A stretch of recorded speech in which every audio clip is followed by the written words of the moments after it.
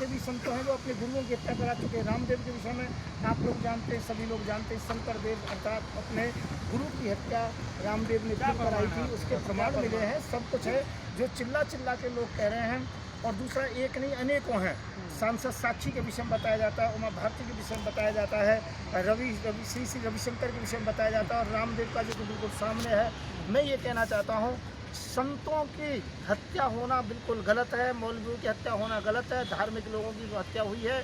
और मैं ये कह रहा हूँ संतों को न्याय मिलना चाहिए। उस दौरान सरकार ने कहा कि हम लोग कार्रवाई कर रहे हैं। मैं एक बात कहता हूँ, यदि यही हत्या में एक बात कहना चाहता हूँ, यदि किसी मुसलमान का हाथ होता ना तो इसी के अंतर्गत में ये देश को ऊपर उठा देते।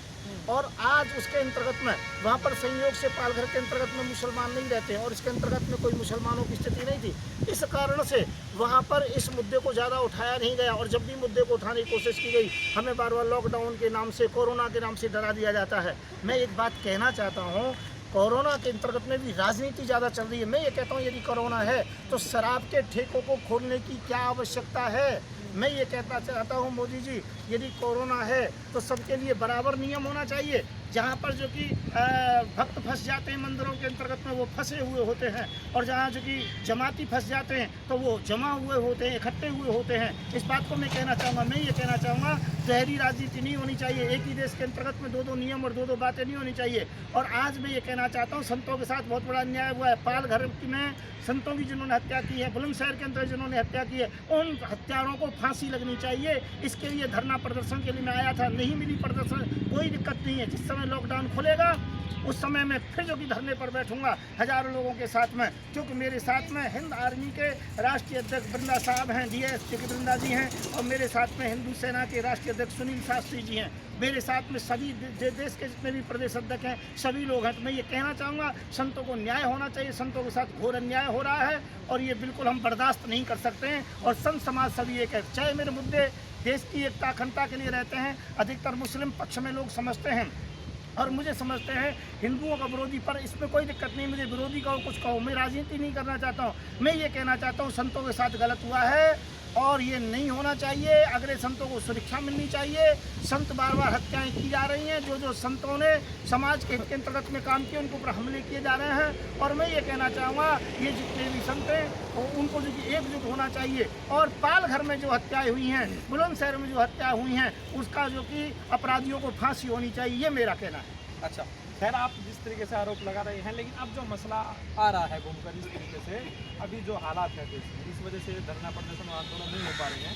लेकिन जो कोरोना का लेकर जो हालात है, अभी जो है कांग्रेस पार्टी का हम लोग जो है 1000 बसें दे रहे हैं, लेकिन उसको लेकर यूपी सरकार ने कहा कि इसका फिटनेस नहीं है, 100 तरीके में कमी निकाली जा रही है। आप कैसे देख रहे हैं? मैं ये कह रहा हूँ कि मैंने सुबह जब टीवी देखा, इसके अंतर्गत में बहुत बड़े दुख का विषय, यदि कांग्रेस जो कि बस नहीं भेजती तो कहते हैं कि बस भेजी नहीं है। अब बसें भेज दी है प्रैक्टिकल में, तो उसमें कोई इनको कमी निकाली जा रही है। लोगों को पैदल जा रहे हैं, लोग मर रहे हैं, और जो कि प्रसव हो रहा है, जो कि रोड पर बच्चे भूखे रह रहे हैं, छाले पड़ रहे हैं लोगों के। मैं ये कहता हूँ कोरोना से ज़्यादा बदतर हालत तो इन लोगों ने कर रखी है।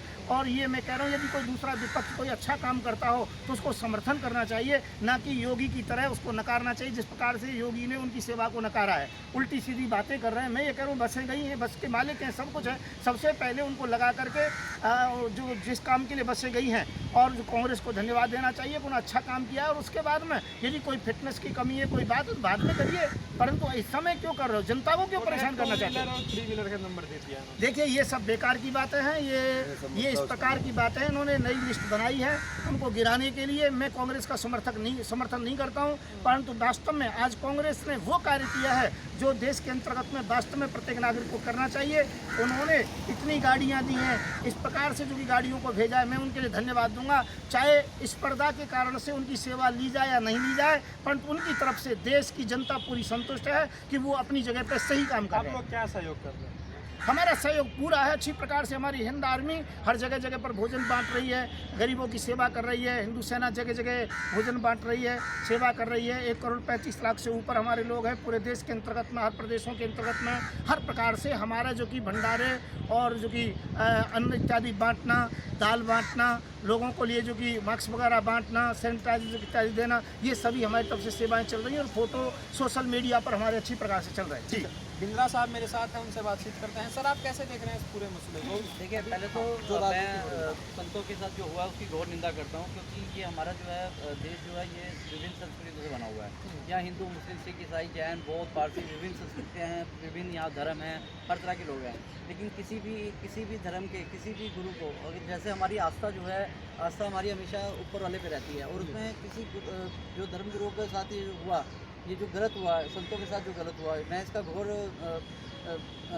निंदा करता हूँ। लेकिन हमें दुख इस बात का है कि हम लोग अपने अधिकारों को भी हम लोग नहीं ले पा रहे हैं। ठीक है, लॉकडाउन है, कोरोना है, सब चीज़ है, लेकिन हमें एक मौका दिया जाता है कि हम उन संतों के लिए जो है बैठे, कहीं पर हम लोग अपना शौक व्यक्त करें, हम लोग अपनी भावनाओं को जो है बता पाए कि हमारी जो भावनाएं उनको ठेस लगी है। हमारे जो संत हैं, जो संत हमारे, जो हमारी सारी ताकत जो हमारे संतों में होती है, हम लोग हमारी आस्था होती है।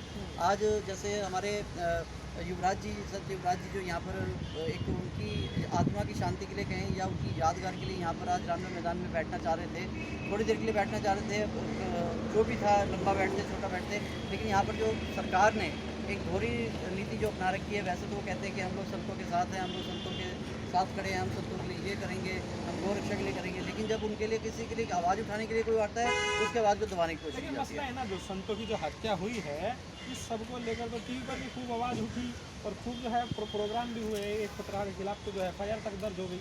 देखिए, अर्नब गोस्वामी, ये हमारा एक संवैधानिक अधिकार है, हमारा एक मौलिक अधिकार है। ये कोई भी हमारा अगर घर का बड़ा बुजुर्ग जो भी हम जिसको मानते हैं, जिसमें हमारी श्रद्धा होती है, जिसमें आस्था होती है, हमारा हक है कि हम उसके लिए जो है आवाज़ उठाएं, उसकी आत्मा की शांति के लिए जो हम लोग हवन करें।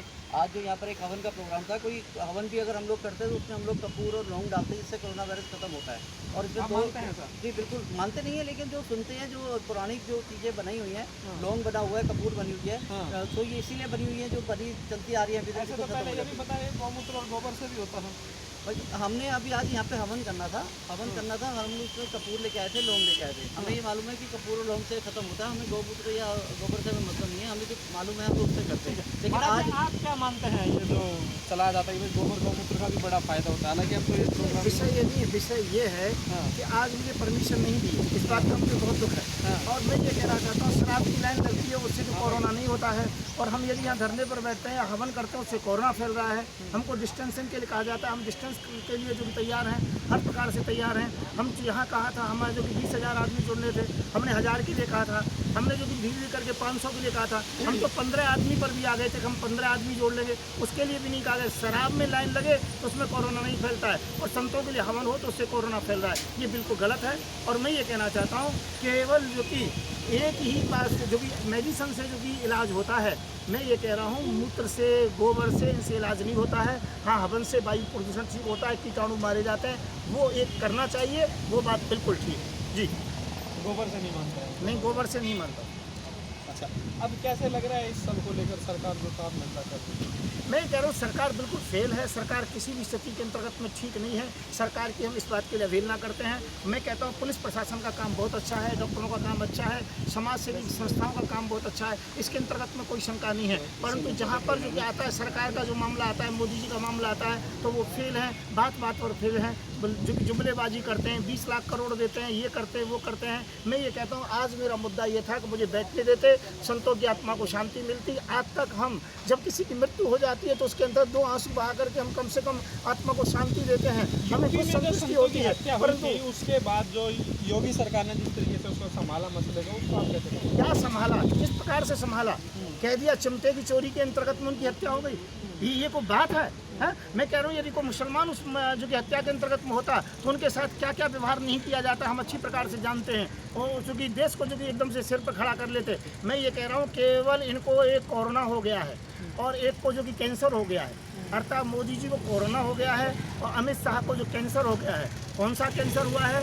मोदी जी को और अमित शाह को हिंदू मुस्लिम नाम का जो कैंसर और कोरोना हो चुका है। इन्हें केवल एक ही चीज़ दिखाई पड़ती है, हिंदू मुसलमान औरतों को दिखाई पड़ता है। मैं ये कह रहा हूँ, वास्तविक देखा जाए तो संतों के साथ न्याय होना चाहिए और हत्यारों को अभी कभी फांसी मिलनी चाहिए। और जितने भी मेरे 15,000 से ऊपर संत जो कि जेल के अंतर्गत में डाल रखे हैं, उनके ऊपर जो बलात्कार के केस हैं 80-80, 90-90 साल के महात्मा हैं, जिनमें आसाराम बापू इत्यादि भी हैं। तो मैं एक बात कहना चाहता हूँ, आप लोगों को एक बात कहना चाहता हूँ अच्छी प्रकार से कि उन संतों का और जो कि पीड़िता जैसे नकली पीड़िता है उसका नार्को टेस्ट करा दीजिए और उसका दूध का दूध पानी का पानी हो जाएगा। इन संतों को छोड़िए, रेप का केस बहुत हो है, जो भी संत इनकी बुराई करता है उन्हें रेप के केस के अंदर डाल दिया जाता है। अर्थात इस सरकार के अंतर्गत में संतों के साथ घोर अन्याय हो रहा है। चंद संतों को मुख्यमंत्री बना करके, सांसद बना करके और संतों की आवाज़ जो कि दबाना चाहते हैं, तो हमारी आवाज़ नहीं दबेगी। हम संतों की जो कि न्याय के लिए मांग करते रहेंगे। आपकी क्यों नहीं सुन लिया सरकार? वो तो सारे संतों के साथ रहते हैं। मैं बिल्कुल ठीक कहता हूँ, गलत कहता ही नहीं हूँ।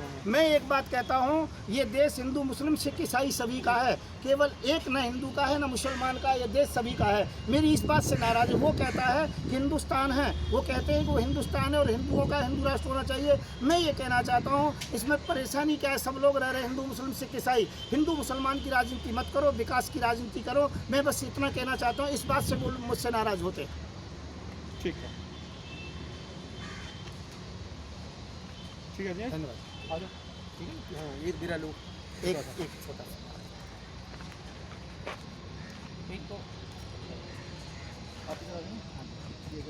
जी शास्त्री जी क्या कहेंगे?